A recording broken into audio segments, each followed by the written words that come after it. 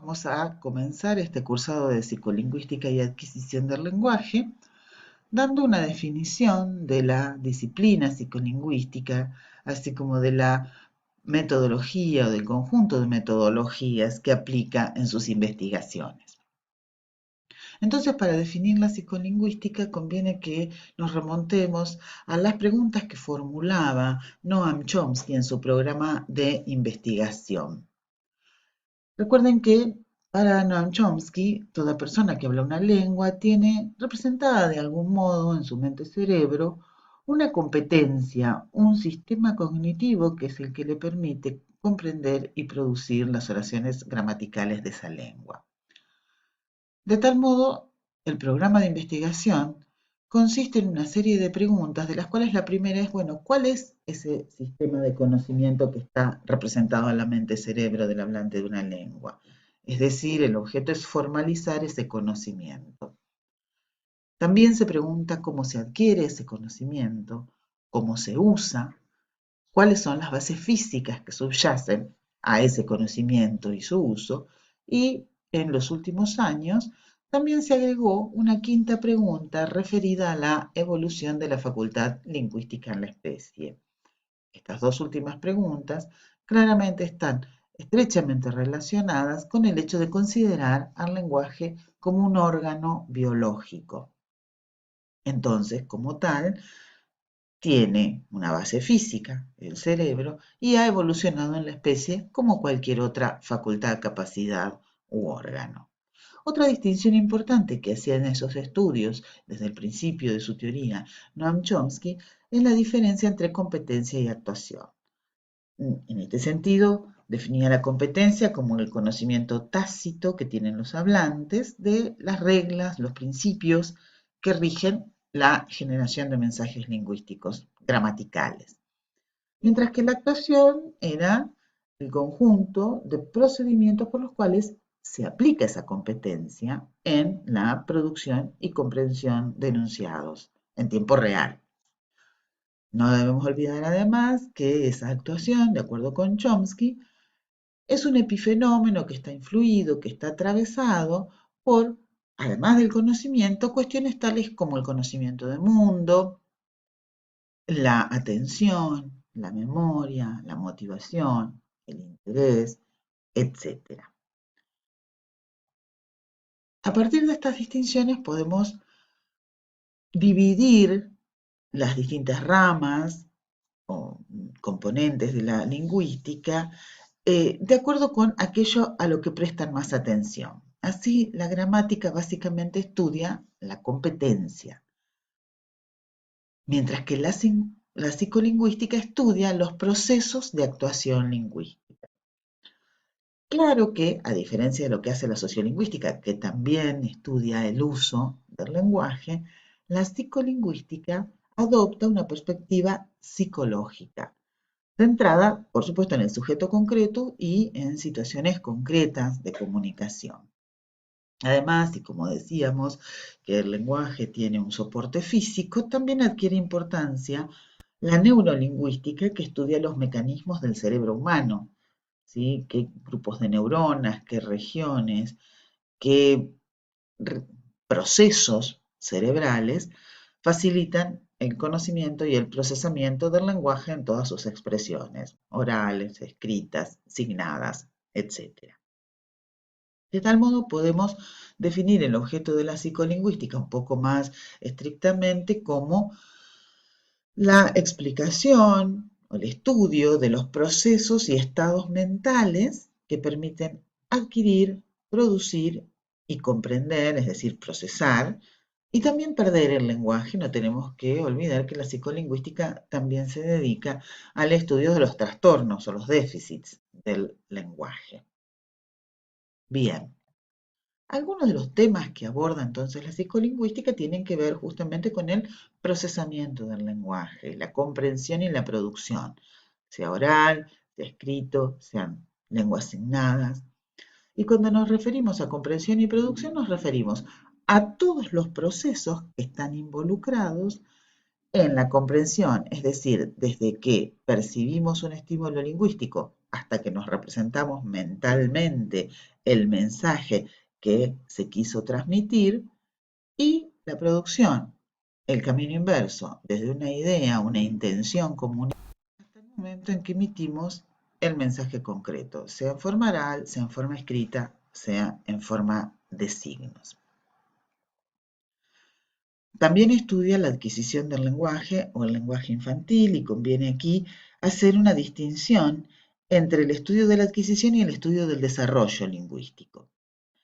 Es decir, uno podría estudiar la adquisición idealizándola como si fuera un proceso instantáneo, que es un poco, si se quiere, lo que hace Chomsky cuando piensa, bueno, que la adquisición es posible gracias a la parametrización de los principios de la gramática universal, pero a él no le preocupa dar cuenta de cuáles son las etapas por las que atraviesa ese desarrollo del conocimiento lingüístico. En cambio, en los estudios psicolingüísticos lo que interesa es explicar cada una de las etapas por las que pasa el chico cuando va adquiriendo su primera lengua y el modo en que pasa de una a la otra, qué conocimientos construye en cada caso, etc. También interesa, por supuesto, el estudio de segundas lenguas y cómo se aprenden estas segundas lenguas, si se hacen a partir de la gramática universal o no, qué factores intervienen, en qué medida interfiere nuestra primera lengua,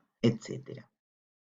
Además, como decíamos, también la psicolingüística se dedica al estudio de las patologías del lenguaje, los déficits, con una doble intención. Por un lado, bueno, proveer el conocimiento necesario para tratar esos déficits o esas patologías, pero también para ver a partir de los casos desviados, de los casos con dificultades, cómo puede ser el funcionamiento del sistema sano. La metodología, o para hablar de la metodología o metodologías que utiliza la psicolingüística, tenemos que recordar que esta disciplina forma parte del conjunto de las ciencias cognitivas, del enfoque cognitivo. Y en ese sentido, junto con la psicología cognitiva, lo que intenta es estudiar científicamente el funcionamiento de la mente humana como si fuera un procesador de información. Es decir, mediante qué procesos un individuo es capaz de obtener conocimiento del mundo, tomar conciencia de su entorno, ver y reconocer cosas, hablar, memorizar, razonar, resolver problemas, etc. Dentro de este enfoque cognitivo, la psicología del lenguaje o psicolingüística forma parte, hay aportes de diversas disciplinas. En el caso de la psicolingüística, por supuesto, de la lingüística, pero también de la teoría de la información, la informática, la inteligencia artificial, las técnicas de simulación, etc. Es decir, como vamos a ver, el rango de metodologías utilizadas es bastante variada, según las técnicas de que pueda disponer el investigador, según aquello que esté estudiando. Pero en términos generales, podríamos distinguir tres grandes tipos de metodologías: los estudios observacionales y descriptivos, los estudios experimentales y la simulación del comportamiento que se hace mediante computadoras. Los estudios observacionales y descriptivos implican tomar los datos de la realidad tal como se le presentan al investigador. Por ejemplo, hay estudios observacionales y descriptivos referidos a la adquisición de la primera lengua, de lenguas segundas, que consisten simplemente en observar y tomar registro, por ejemplo, en el caso de un niño, de por qué etapas va pasando, qué palabras va adquiriendo, en qué orden las adquiere, cómo las utiliza, pero siempre tratando de intervenir lo menos posible, de contaminar lo menos posible los datos y simplemente observando. También registrando errores de habla, los lapsus linguae o errores de pluma al escribir, para tratar de ver cómo esos errores nos develan algo del funcionamiento normal del sistema de procesamiento lingüístico. También se estudian las pausas en el habla fluida, es decir, sabemos que una gran cantidad del tiempo que empleemos en hablarlo está formado por pausas, pausas que son realmente silencios o pausas llenas, cuando hacemos ajá, y lo que se supone es que en esos periodos de pausa planificamos lo que se va a decir y entonces es un input interesante para los estudios psicolingüísticos saber, bueno, cómo se alternan esas etapas de planificación y de producción. También los déficits lingüísticos en la neuropsicología cognitiva del lenguaje, como mencionaba recién, observar qué pasa en esos déficits y tomar registro. O, por ejemplo, tomar corpus de habla y sacar allí conclusiones acerca de qué palabras son más o menos frecuentes en una lengua o en qué grupos utilizan determinados elementos lingüísticos, etc. Entre los estudios experimentales tenemos un gran primer grupo de estudios propios de la psicolingüística que son los estudios conductuales, es decir, observar la conducta lingüística y hacer experimentos con distintas variables, manipulando distintas variables, de modo de ver en qué medida esas variables influyen en lo que los hablantes comprenden y producen. Cabe aclarar aquí que en general los estudios de la producción lingüística han sido más observacionales, mientras que estos estudios experimentales se aplican sobre todo a la comprensión. Entonces, como decía, lo que se intenta es modificar determinadas variables para ver en qué medida afectan la conducta del sujeto experimental. Allí tenemos, por ejemplo, métodos a posteriori, es decir, métodos de recuerdo. Lo que se intenta saber es qué significados extraen los individuos y almacenan a partir de un mensaje lingüístico.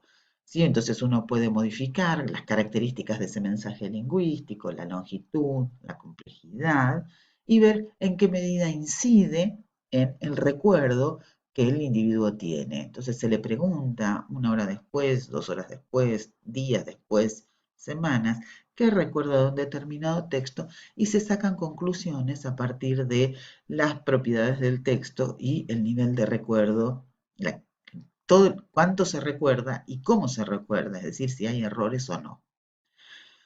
A diferencia de los métodos a posteriori, los métodos cronométricos tratan de ir dando cuenta del procesamiento mientras ocurre, mientras que los métodos a posteriori serían offline, estos son métodos online. ¿Sí? Y también nuevamente se manipulan determinados factores o condiciones para ver cómo inciden, cómo influyen en el procesamiento y evaluar la complejidad. Nosotros vamos a ver, a medida que avancemos, distintos eh, estudios de este tipo, pero podemos citar, por ejemplo, los típicos que son los de tiempo de reacción, es decir, se le pide a un individuo que haga algo, reconozca una palabra, por ejemplo, lo más rápido posible. Y se evalúa qué tan rápido puede hacer eso el sujeto según distintos factores. Por ejemplo, si las palabras son más largas o más cortas, si son más o menos frecuentes, más o menos difíciles, más o menos complejas morfológicamente, etc. También, por ejemplo, pueden seguirse los ojos, se hace un seguimiento de los lugares del texto en que se detienen los ojos para evaluar qué aspectos del texto pueden requerir mayor procesamiento o mayor atención. Por supuesto, en todos estos métodos cronométricos, la idea es que subyace es que cuanto más compleja es una tarea, más tiempo lleva. Entonces, mayores tiempos de reacción implican mayor complejidad y los investigadores tratan de develar a qué se debe esa mayor complejidad. También dentro de los estudios experimentales están los estudios fisiológicos. Insistimos, si el procesamiento del lenguaje tiene base en el cerebro, evidentemente pasa algo en el cerebro, hay una actividad cerebral que se puede medir, por ejemplo, por la actividad eléctrica que tiene el cerebro o por la circulación de la sangre, ¿sí? En el cerebro. Y entonces se hacen estudios como las tomografías o las resonancias o los potenciales evocados para medir esa evaluación, para evaluar esa actividad cerebral y en ese sentido sacar conclusiones acerca de cómo y qué regiones del cerebro están involucradas en la tarea que lleva adelante el individuo. Por último están los estudios de simulación cognitiva, que como ven, en general son bastante modernos y se han ido desarrollando a medida que han avanzado las computadoras. Y en estos casos lo que se hace es programar computadoras para que simulen la conducta humana en determinada actividad. En nuestro caso, la actividad lingüística. La idea es que si uno busca paralelismos entre el funcionamiento del lenguaje y la operación de la computadora, a partir de lo que hace o deja de hacer la computadora, uno puede sacar conclusiones acerca de la veracidad o la plausibilidad de las teorías lingüísticas, ¿no? Se pueden hacer predicciones acerca de una determinada teoría. Uno de los paradigmas actuales más fuertes en este campo es el conexionismo, que bueno, van a tener un apuntecito extra, un anexo dentro del aula, como quieren profundizar un poquito más en conexionismo, bastante complejo, no nos vamos a dedicar demasiado durante el cursado, pero como para que tengan una idea. La bibliografía de lectura obligatoria para este tema es el texto de Cuetos Vega, González y de Vega, Psicología del lenguaje, fundamentalmente el capítulo 1.